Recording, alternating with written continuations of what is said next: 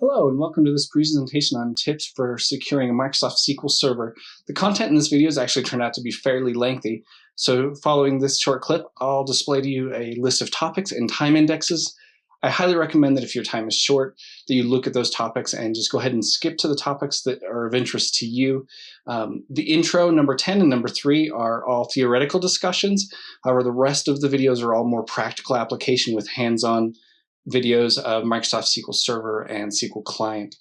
Thank you for watching this, and I hope that you'll find this video both instructive and useful.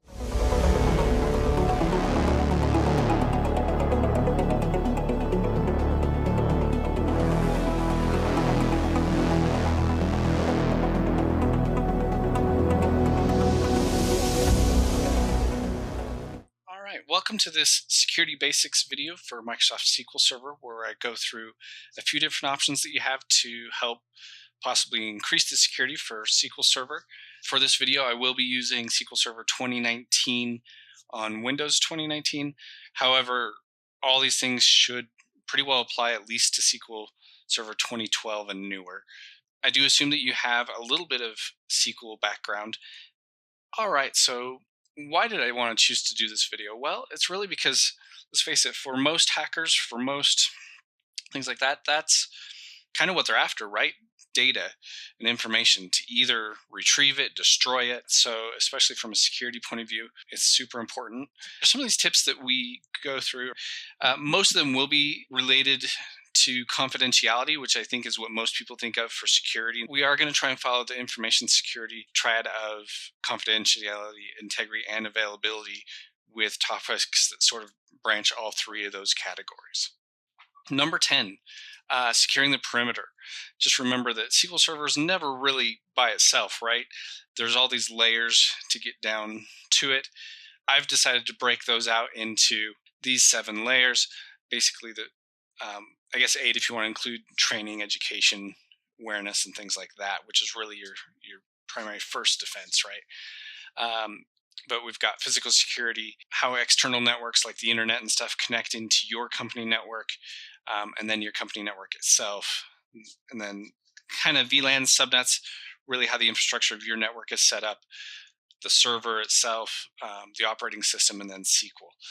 Physical security, we might look at things like door locks, entry systems, fire suppression systems, keeping the temperature and humidity in the facility appropriate, making sure that access controls are in place, redundant lines for your ISP for communication lines in and out, power generation and redundant things, those sorts of things. And then for sort of your internet and external network connections, a few examples here, obviously not an extensive list.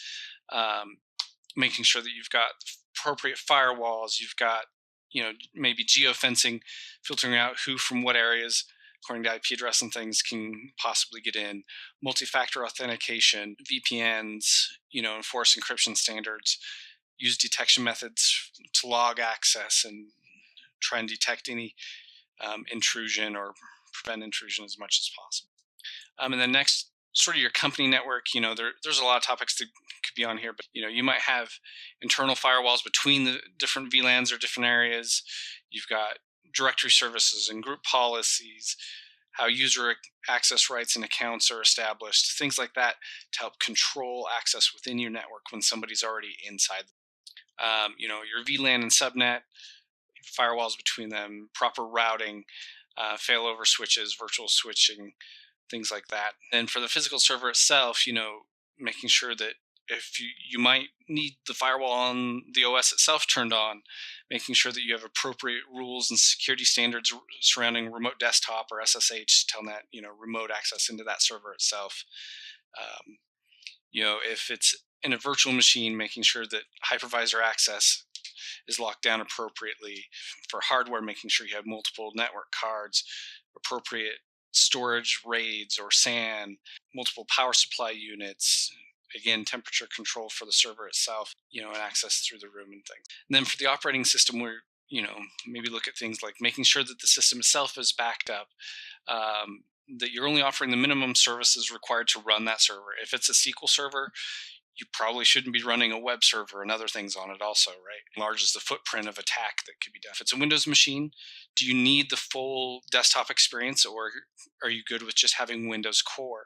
For the examples in this presentation, I'm going to use Windows in the full GUI with the desktop experience, but if I were installing in a production environment, I'd probably go with Windows Core to keep it minimum and just help keep resources available for SQL Server to do what it needs to do, and also shrink that footprint of attack.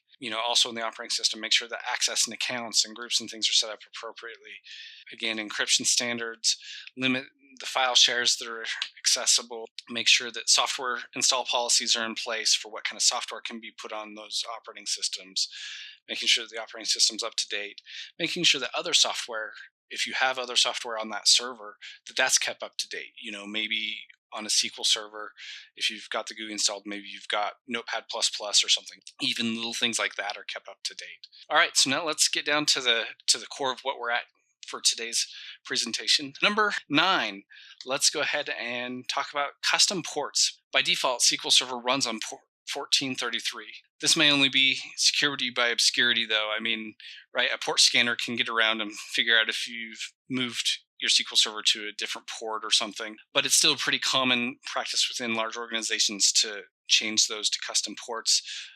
It will help stop a lot of automated scripts and people who are just sort of getting in and don't know what they're doing. So in this video, we're going to show you how to change SQL to run on a custom port. First thing we're going to do is open up SQL Configuration Manager, and that's going to be down under your the folder for your version of SQL, and then you're going to look for the one with the red toolbox.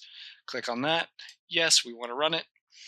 And then I'm running a 64-bit version, so I'm going to select the SQL Network Configuration Manager here. Now, if you happen to also have 32-bit version SQL servers running on your machine, you may also want to look at the SQL Server Network Configuration under 32-bit. Okay, then we're going to come over here to where our TCP/IP settings are, and we're going to right-click and say Properties. And then in here, we're going to click on this tab that says IP addresses. You can scroll down here and go to this IP all and change this port to, we'll say 1501, just for the sake of giving it a different one than 1433, and apply. Take note that you're going to need to restart your SQL services, which is fine. Then we're going to come up here to SQL services, and we're going to select our SQL server right here, and we're going to go ahead and say restart. This will take a second. And what we're going to do is we're going to go into our Management Studio. I'm going to go ahead and connect fresh. Okay, now the way you specify a port for connecting the SQL with the custom port is you do the machine name or IP address, comma, and then the port number. So in this case, 1501. And there we go. Let's go ahead and disable the unnecessary built-in functionality within SQL Server. We're going to go through 2 examples here in some videos. One is disabling access to the command shell through SQL Server, and the other one is disabling access for the SQL Server to send out emails. All right, so the first thing we're going to do here is we're going to check and see if this XP command shell is enabled to run. We can do that simply by doing the select star from sys.configurations, where the name equals that XP command shell. This sort of system table holds a lot of different configuration items, so we just want to get the one. So we see that we have a value here of 1 and a value in use of 1. This value in use is what the server is currently running. This value here is what it's set to. So like if you change the value and you haven't done some reconfiguration steps, then you might have this value set to 0, but this in use set to 1, meaning that it's still allowed right now, but that like on a reboot or a reconfigure, it'll get changed to 0. So that's kind of the difference there. But if we've got a 1 on value and value in use, then we know that this command is being allowed to be run. Let's go ahead and show some quick examples of why we might want to disable this on a SQL server, right? So the whole point of this extended procedure is to be able to run command line commands from SQL. As a general practice, you probably want to make sure it's disabled. So let's go ahead and, just for example, I can run this command shell to do dir star.exe, and I'm just going to run that one line, and you'll see the directory that it was pointed at, which I didn't really give it one, so it's just kind of the working directory. It's listed all the files here, but I could just as easily do Windows instead. See, then it's found some executables, Notepad, regedit, and other things. Anyway, so you get the idea here. And you can run other commands too. I'm just going to use this whomI as an example, but because now this one has shown us what SQL is running as, the account that SQL is running as, and that could be dangerous. This brings up another good point, that off topic slightly, but making sure that you have your SQL installed running as an appropriate user and making sure that the SQL account has appropriate restrictions on its rights of what it can do and things in Windows and Active Directory. So, and just as another final example, we're going to do a file copy because, maybe somebody's going to try and inject some SQL to run to copy files on you to put them out where they shouldn't be so they can get to data that they shouldn't get to or something. And I've gone ahead and just set up a couple of folders here real quick. So I've got this sort of pretend file of C secret files tax info that doesn't actually have any info in it, and then I'm going to copy it to a different drive, IS6570 Norton. We'll go ahead and run that. One file copied. Now you can see the file is in both places, so your SQL users now committing changes on your server or other things that you just don't want to allow. The rest of this exercise is going to be, how do we disable this? How do we sort of lock it down? So I've gone ahead and actually got my query ready here, but the first thing we need to do is we need to enable advanced options. If we haven't enabled that on the SQL Server, it won't allow us to change the configuration for command shell. Okay, let's go ahead and enable the advanced options here. I'm just going to highlight that and run it. Then all we do to disable this command shell is we're going to go ahead and change this to 0. We're going to do this execute spconfigure xp command shell 0 to disable it. I'm going to run that, but I'm going to not do the reconfigure yet because I want to show you what I was talking about before in the configuration. So now we're going to see if it's enabled or not, like we did at the beginning of the video. You notice now we've got that value of 0 and in use 1. That in use 1 means that people can still run it. But that the next time we reboot the server or we do a reconfigure, that this value is going to move over to the in use. So let's go ahead and do this reconfigure. There we go. Now we've got value 0, in use 0, and the extended procedure for command shell has been disabled. Let's go ahead and try to run one just as an example to show you that it doesn't work now. And there we go. We get an error saying that it's not configured to be used and they need to talk to an administrator if they want to. Okay, so now that we've shown you how to go through the command shell and disable that and stuff, here's the code you can use on your own, just so you can screenshot that and try it out yourself. All right, so the first thing we're going to do here, kind of like we did when we were checking for the command shell extended procedure, we're going to look and see if the server is supporting sending database email. We're going to do basically the same thing except for the XP command shell. We type in this database mail XPs, okay? And we can see right here that those are both ones, so we are able to send out emails, or at least the server's configured to. By and large, you probably want this disabled or at least controlled from most people because they could very easily start sending spam from your database server, which is a problem. And also a database server just really shouldn't be an email server, right? But just to show you that it can work, I'm going to show you how easy it is. Basically, you just do this execute msdb.dbo sp send dbmail. You provide this recipient who you want to have receive it, who you're going to show it's from, provide a subject. In the body here, I just did a fake one of, I'm your bank, trust me. You need to click here to save your money from the bad guys, but if they do, then they go to some URL where you've just confirmed that you exist, and now they have some information about you. Anyway, so I'm going to go ahead and just run this to show that we can send an email, and we run it, and there we go. Mail is queued, it's sent out. Now I actually have my SMTP server just trashing everything. I just needed a place to send it to for this, but it really is that simple. And so it's easy to be abused if it's left open. So let's go ahead and show you how we can disable it. It's basically the same way again as the XP command shell, right? We enable our advanced options and reconfigure so that those are available to us. And then we go ahead and run the disable command, which is this database mail XPs, and we do a 0 to disable. Now we're going to check to make sure that that was disabled. There we are. We've got a value of 0 and value in use of 0, so that should be disabled now. Let's go ahead and retry to send this email again, and we'll run it. And there we go. We get access blocked. And here's the code that we used for disabling the database mail in the video. Okay, number 7. Let's enforce stronger encryption on the server. You know, by default, most Windows, even Windows 10 now, still supporting like SSL 3, TLS 1.0, 1.1. Really, we need to move on into stronger encryption standards by moving to 1.2. So we're going to show you how to go through and sort of do that on your machine yourself. So let's first, we'll see a presentation on how to disable the weak encryption in Windows Registry, which is what SQL Server depends on to know how to communicate. And then we're going to look at how to set up the client side so that users can still connect using that stronger encryption that's being enforced. I'm going to go ahead and disable some of the weaker protocols like SSL 2 and 3 and TLS 1, 1.1, and try and force our server to only communicate, at least for server purposes, in TLS 1.2. First, we'll do it sort of the manual way, just to see what that's like. We're going to go into regedit here. So just click start and then start typing regedit. You should see this registry edit here. I'll give the typical warning here, be super careful in the registry.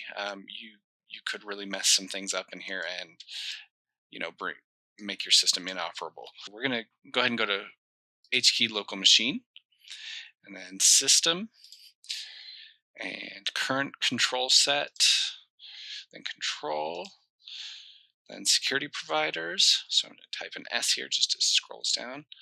And then there's security providers, S channel, and then we're going to go down here to protocols. Now you notice I don't actually have any protocols here, which means that the system is just running on its default, which in some machines could mean that it's allowing all of these old protocols that you don't want. So we'll go ahead and just create a new key real quick. We're going to call this SSL 2.0, and this does need to be exact. And then we got to create a new key underneath that called server. Okay, and then within here, we're going to create a new D word, which is the 32-byte option here, and we're going to call that enabled. Okay, and it's actually already got the value we want of 0. And then we need to do another D word called disabled by default. This one we do need to change. We're going to change this to a 1. Okay. Now when our machine reboots, it'll pick that configuration change up and SSL 2.0 disabled. But what I've done to help us with the other ones here is I've actually created some registry files that we can use to sort of mass import these way faster. So I'm going to open this up just so you can see what it looks like. So you'll notice in this one, right, we've got this same path that I went to in the registry editor, down to SSL 2.0 servers.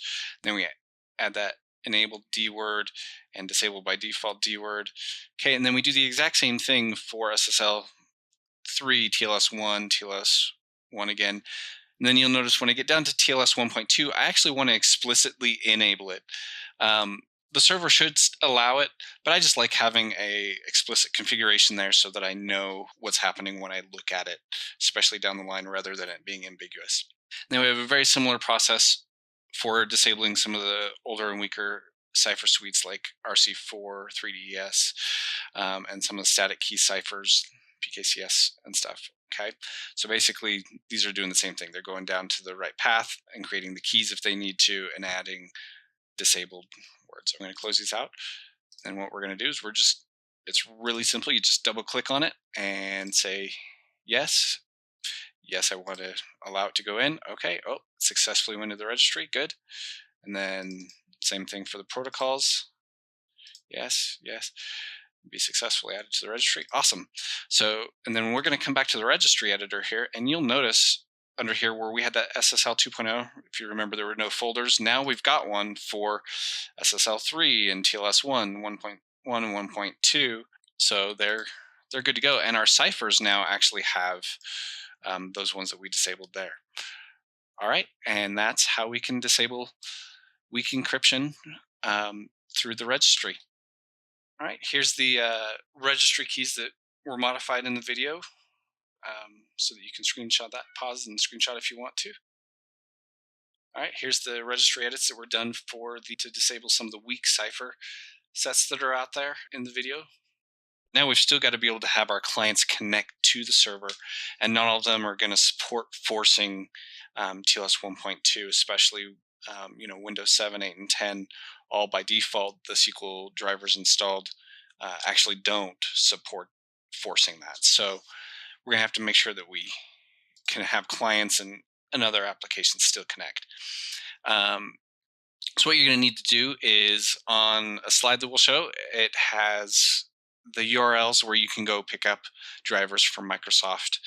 You're going to want the Microsoft SQL Native Client 11. It's also called the SQL 2012 Native Client, or SNAC, S-N-A-C. That is the lowest driver version that you can get that supports TLS 1.2, forcing it. It'll install fine on Windows 7, 8, 8.1, or 10.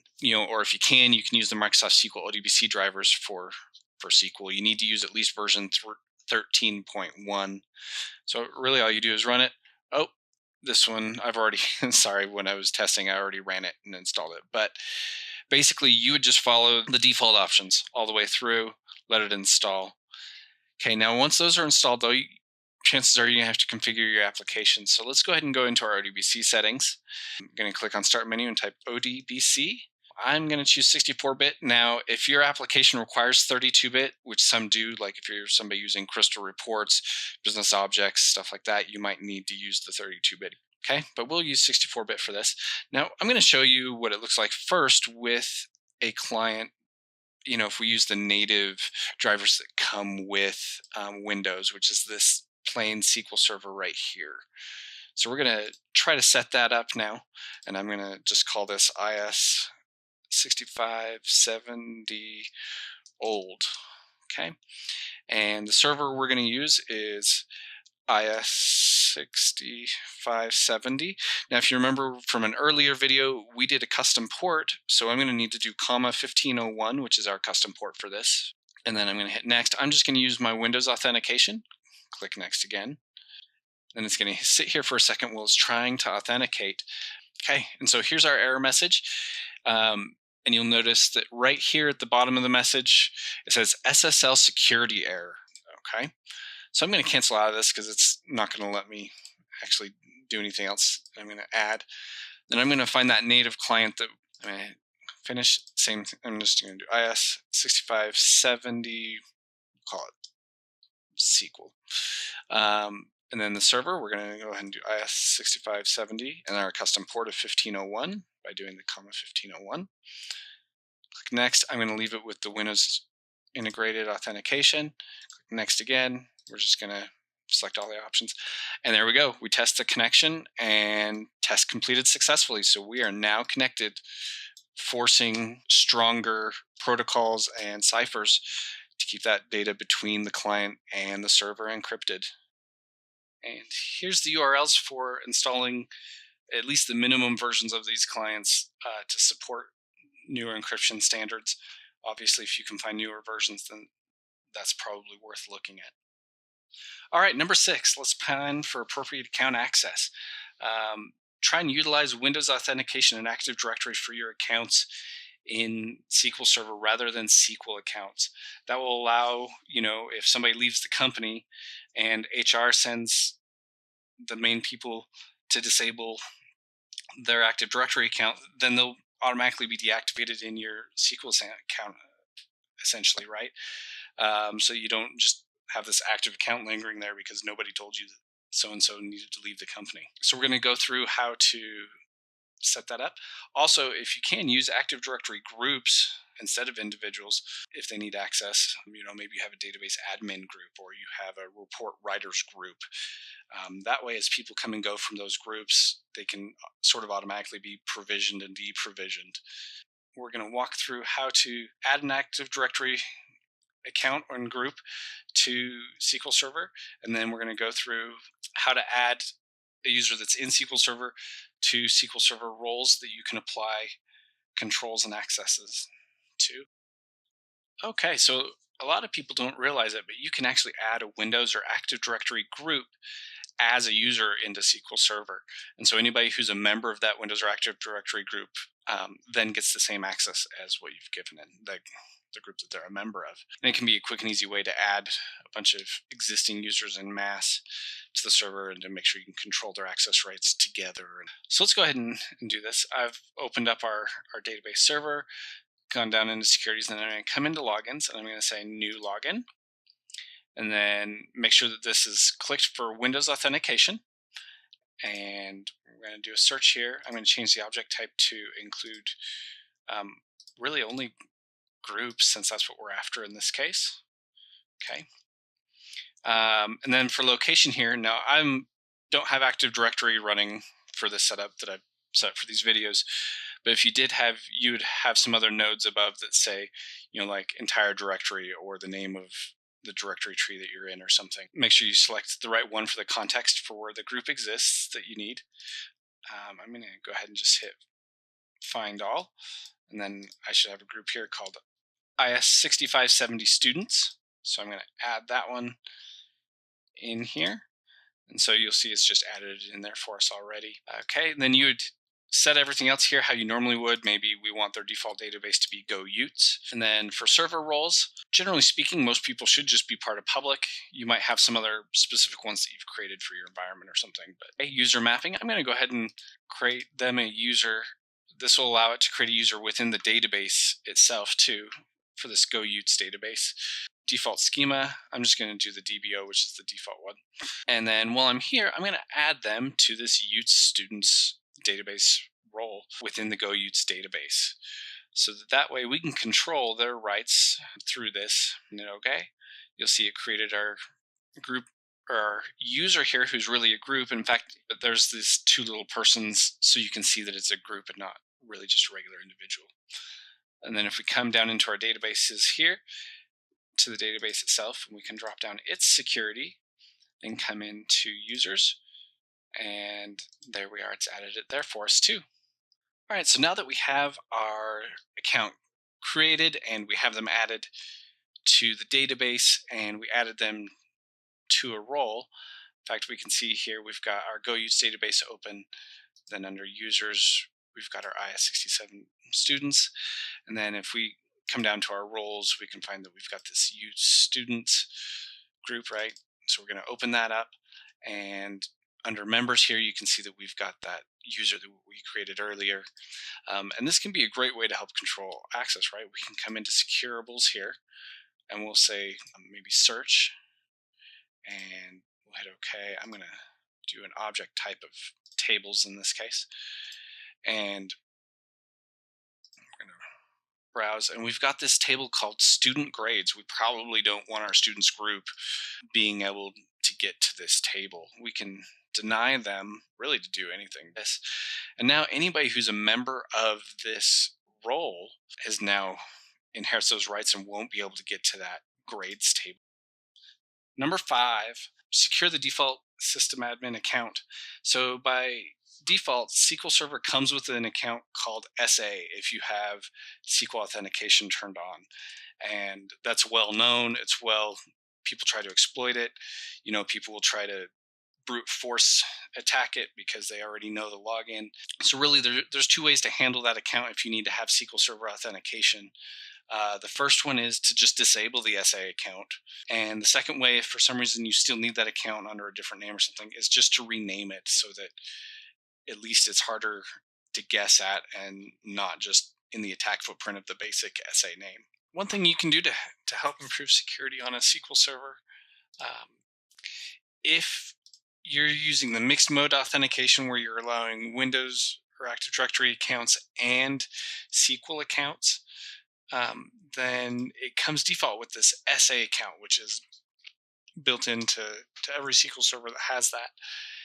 Now, I mean, obviously you set up your unique password, but people already have half the game if they know that account. So one quick and easy thing you can do to help at least secure that account a little bit is either to disable it and just have other administrators that are set up on the system go in here and deny it and disable. And then you can go ahead and also rename it.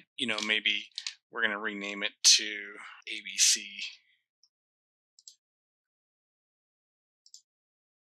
Okay, and that's a quick and easy way to help secure the SA account from being abused. All right, number 4. Let's try and defend against some SQL injection by using stored procedures. Really, if you have applications and things, rather than having them issue regular SQL commands, have them execute against what's called a stored procedure.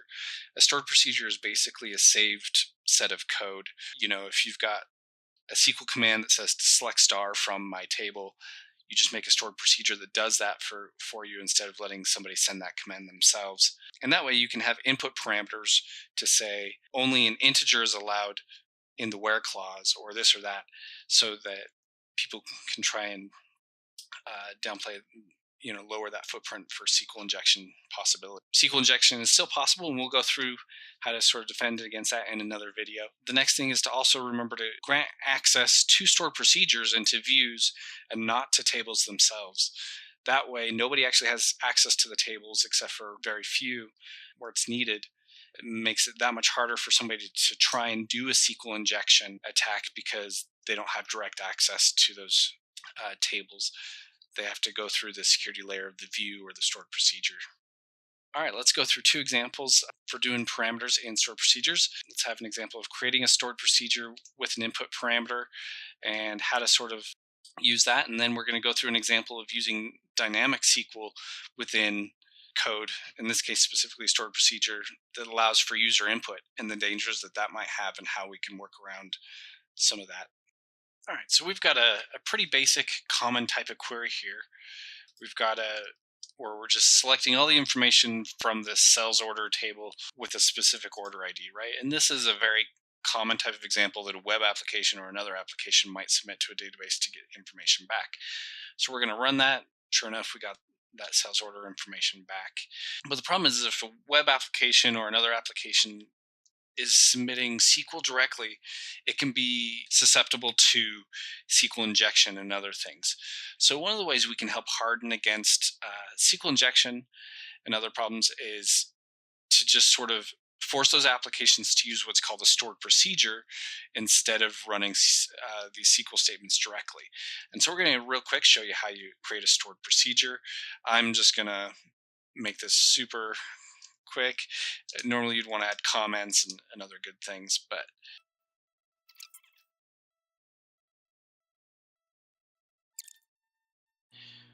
so now we've created our stored procedure. What we did is we wrapped that query that we had before and we just replaced that order ID with a variable, and we're going to force all the inputs to run this to be an integer, because we're saying that we want to create an input for this stored procedure. That input needs to be an integer, just for the sake of if somebody doesn't provide one, I'm going to pretend the integer is -1. That way it always returns nothing. And then we sort of wrap our code around with this beginning and end to let it know what it's supposed to run. So let's go ahead and create this procedure, and then we're going to run it just to give you an example here, okay? All right, so we've created it. Now we're going to execute it. So if we just run that, you'll notice we get our results back, just like we did before, but now it's forced to be a number. For example, if I try to sneak something in and say 4 1 equals 1 dash dash, something real quick like that, it's going to actually return us an error and just tell us that it couldn't convert that varchar data, or a string is another way of putting it, into an integer. Now you'll still want to be careful with inputs that allow for text inputs, and we'll talk about that in the next video a little bit. All right, so we've made another stored procedure here. This one allows us within this database to find all the available colors based on an input of a color that somebody might want, like with a full or partial name. So in this case, if we highlight and run this, we see that it comes back and it gives us, okay, we've got products with blue, navy blue, and royal blue. Now let's see what happens if we just make this more interesting. Now you see we've actually gotten back all of the colors. Now this table is pretty innocuous. It's just colors, but imagine if this was an employee database or something. It's just allowed somebody to do some SQL injection here. And, having a stored procedure is a great start. It does help us to sort of formulate that we have to have particular inputs of particular data types and things like that. But let's see what happened with this stored procedure here. Why did having this input fail on us? So it turns out that in the stored procedure that I made, I took the name that somebody gave us, this p name, so imagine it said blue, right? Variable. And I combined it to make this query. Now this is called a dynamic query, where we're building it with the inputs to make the query that we actually want to run. And then what we do is we execute that query here. Let's go back to this that we had here. I actually made this so that it'll show us the query that was generated real quick, just for example's sake. And we'll see that it looks fine here, and then we get to blue, but then it cuts off there.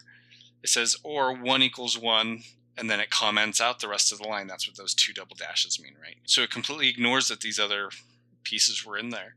There's a couple ways we could fix this. Probably the easiest way, if it's possible, is just to not use dynamic SQL. We're going to comment this all out, and to just use the parameter that they gave us in a regular SQL statement. See, we'll run this. I'm going to save the change here now, and then we'll run this again, and you'll notice it came back with nothing, no rows returned. So that helped us harden it a little bit, but maybe you've got a case where you need to have some dynamic SQL for some reason. Then it's important to remember that you've got to filter that input, right? You've got to do something with it. So in this case, I've just done a very simple, sort of crude, we're going to replace a bunch of common things that we know can be used in SQL injection, like the commenting dash and the quotations, equal signs, stars, statements like having an or, stuff like that, right? We're just going to replace those all with nothing. So let's go ahead and save this real quick, and then we'll run this statement again. You notice we still get nothing back. It's because, if you notice, with our filter, we start out with this blue or 1 equals 1, but after we filtered those inputs, it really was just blue 1 space 1, and so that's what ended up running, which has no match. Now this is a very simplistic example, but that is a quick way and a quick reminder that even stored procedures, you've got to deal with user inputs to make sure that we can help prevent against SQL injection. And number 3, have multiple drives on the machine for multiple purposes and for different databases. This is basically saying if your operating system is installed on C drive, please install SQL Server on D drive or H drive or something, right? And there's some built-in databases like the TempDB. Set that up to run off of even another drive, and and then when you have other databases, depending on how large and how much activity there is, set them up on other drives also. It'll help improve the accessibility of your information and the speed of the server. All right, number 2, let's use Logon Triggers. Logon Triggers are basically a block of code that you have run when somebody initiates the login process into SQL Server. So, they call it a trigger because it's triggered by an event, and in this case, it's a block of code that's triggered by a logon. So we're going to go through an example here where we show you how to limit the number of sessions somebody can have connected to SQL Server. You could easily modify the code for other purposes also to help secure things or to create logging. All right, so let's create a logon trigger. In this case, we're going to create one that limits the maximum number of sessions a user can connect with. With relatively little modification, you could also have this change things like what workstation somebody's allowed to log in from, or what applications they're able to run. Maybe they have a very specific, loan origination system or something that they should connect with, but you don't want them to be able to connect with Management Studio. This would be one way you could limit that. Okay, but for now, we're just going to go with maximum number of sessions. All right, so I've already actually got the code here. I'm just going to try and explain it real quick, and we'll give it a run and try it out. Okay, so we want to create a trigger, and then this is just what we want to name it. I've just decided on tr audit login. On all servers, so we're saying that we want to create it on the server level for everyone, and for the trigger is for when a user logs in, we want that to be what fires it off, what triggers it. Okay, so maximum number of sessions I'm going to allow a user is 5. Then we're declaring a variable to hold the current login name, and then this original login, that's how we get the login, who's running the code or who's got the connection that's logging in, right? And then now we're going to go ahead and grab the number of sessions that the user has. Basically, we do this from a sys table. We just count the number of times that we see sessions for them. Down here is where we sort of have the filter logic for, so for example, you maybe don't want to have sessions that are directly on the SQL Server filtered out. Then you'd uncomment like this line right here, right, and make sure that the server name is included. You probably want to exclude administrators from the session count, things like that.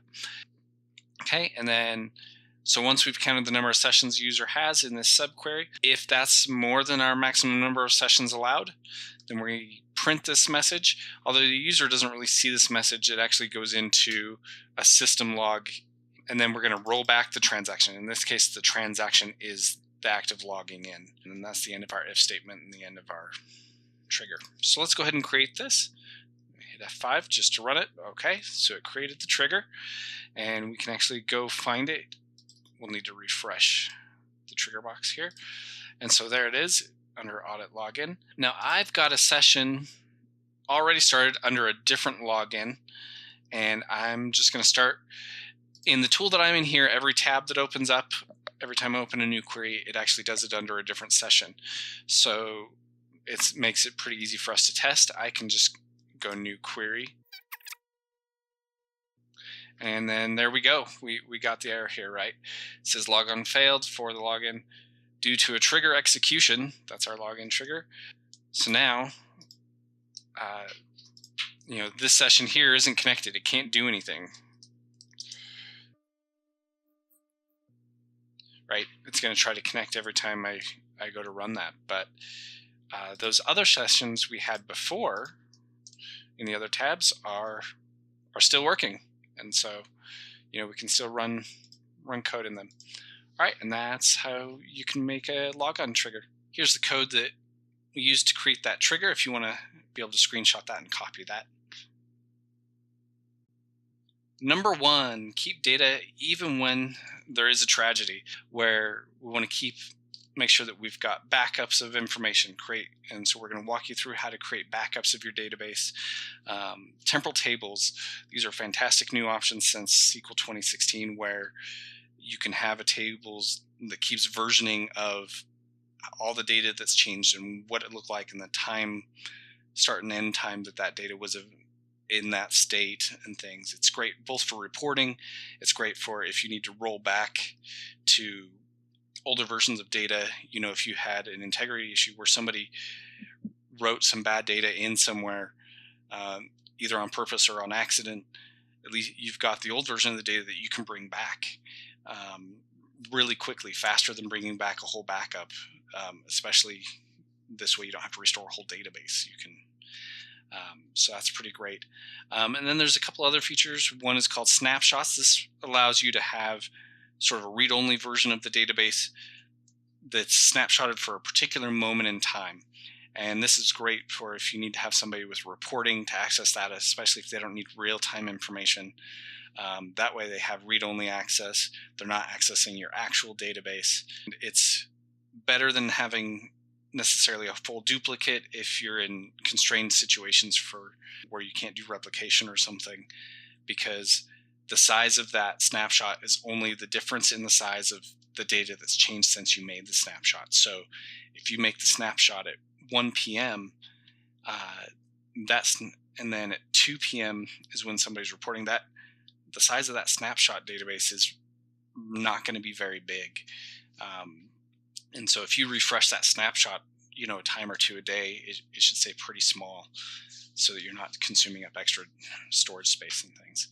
And then obviously you want to try and have a separate reporting server if you can. I mean, one of the big reasons we have data is so that people can access it, follow trends, see what customers are doing, see how employees are performing, all these different things, right? So a number one tip here would be get that data to somewhere that those report people can work with it without affecting the performance or security of your production system. All right, so for creating backups, we're going to show you how to create backups using some SQL code. We're going to show you how to use it using the built-in GUI tools in SQL Server Management Studio, and then how to schedule backups. Okay, so to make a database backup, all we really need to do, at least in code, is to type backup database and then give the name of the database, to disk, and then =, and then give the path and the file name where you want it to back up. Just know that it won't create the path for you if it doesn't already exist, so you have to create it in Explorer or something. And then give it a file name. I like to name it the name of the database, and then with the date timestamp .back. You can just run that, and we can go into the folder here and see that it created it. Here's that one right there. So that's simple. Another way you can do a backup is you can go to the database itself in the Object Explorer and go ahead and right click on it and say tasks, and then go down to backup, and you can basically fill in the information here. You want to back up the database, full disk. Let's go, and then you'll need to add where you want it to back up to. Okay, so we'll browse down to this backup folder and give it a file name of GoUts GUI test. Okay, and then I'm going to get rid of this old one here, and we'll check the media options. We want to append to it, verify when finished. Okay. Okay, and then we just hit OK. And that was quick, it's already done. And so that's how you can create a backup. The next thing you might want to do though is maybe you want to schedule this to happen recurring, not have somebody manually doing this. You can create a scheduled job to do that for you. Come down to this SQL agent and go jobs, new job. Give it a name, we'll say backup, GoUts Mondays. Okay. And then steps, new. I'm going to paste in what we had there before, only I'm going to get rid of that date time. So this will give us a backup every Monday. Step name. We're good there. Okay. And then schedule, you can just give it a new schedule. We'll say Mondays 1 a.m. So it's recurring. We're going to go with Mondays, reoccurs once at 01. We're okay. And then we just hit OK. Now it'll give us our scheduled job right here. And you can manually run it if you want to. And there it's succeeded. And we can go into our folder, and there's the GoUts one that it just made for us. All right, and that's a quick overview of how to do a backup. All right, on to temporal tables. So what is a temporal table? I stole this graphic from Microsoft.com. URL's down below if you want to go look it up. But basically, a temporal table, when somebody goes to insert information into your regular, into the temporal table, what it does is that information gets inserted into that table, but the old information that was in that record right before gets moved over to a historical place so that you can see all the versions of data that have changed, over the history, and you get a great start and end date and time so that you know how long that record had that data. So, maybe you are looking at loan applications and you want to see how long that application stayed in review status before it changed to, waiting for a credit bureau, to being approved, to needing information from customer, to, all these different stages. This would allow you to see those status changes within that one record and how often that status field changed. So let's go ahead and watch a video on how to work with temporal tables. All right, so let's create a temporal table just to see how it differs from creating a regular table. It's not that different. You'll see that I've got a regular create table statement here, and then really all that's different is I add this valid to and valid from fields, and I give this period for system time valid from valid to. Okay, and at the end I add this with system versioning equals on, and then we tell it where we want to store the history of this table. So in this, some people call this like a history or an archive or give it different names, but because effectively what you're going to do here is create two tables, one to house the current version of the data, and one to house the past version of the data, and all the different iterations that it's had with this valid from and to, so that you can know the values in this table. This is how it looked in this row from January 1 to January 5 of 2020, something like that. Okay, so really it is that simple, just remembering to add those four pieces. We're going to go ahead and run that, and we will check that out in our Go Utes. Let's refresh our tables here, and you'll see we've got this employee table now, and it says system versioned, and you'll notice it has a different icon a little bit than the regular tables. This student grades table here is not a temporal table, and so that's the regular icon, just so you can compare. And then when you drop that down, that's where you're going to see this employee history table that we specified here. That's where it made it. Now you can query this history table by itself if you want to, but most queries you can actually just execute right against employee, and then you specify some other information to tell it that you actually want data from it and the history. Okay, so let's actually switch over and do that now. Because this table is empty, I've prepared a query to go against another table that I've already got that has some data. So just for keeping things simple here, I throw my queries so the valid from and to is up front, just so we can see it quickly in this example, and then start should give us the rest of the results. So I want to see for this stock item 10 all the changes that it's had between the year 2000 January 1 and the year 2019 January 1. So really it's pretty much the same select statement, except for you do this for system time between, right? So that it knows what versions you want in that archive table that you specified when you created it. And so, we're going to run this, and there we go. We get, here's what the record looked like. The bottom record is what it looked like from January 1, 2013 up to 2016.